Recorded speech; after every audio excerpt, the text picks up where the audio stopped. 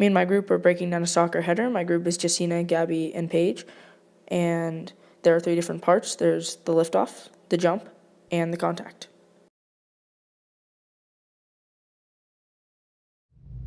The first breakdown of the movement is the setup.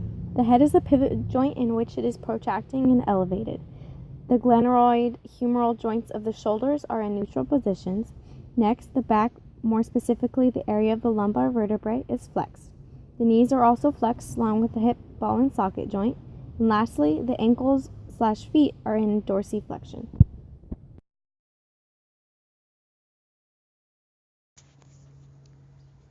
Let's start at the top. The skull and the cervical vertebrae is a pivot joint in which the head is elevated. As we go down, the glenoid humeral joint is elevated as well. Then the distal head of the humerus and the head of the radius are laterally rotating. The lumbar vertebrae, also known as a pivot joint, is extending, and the ball and socket joint of the hip is in a neutral position. The knee joint is also extended, and lastly, the hinge joint of the ankle is in plantar flexion. First, the pivot joint of the skull is protracting.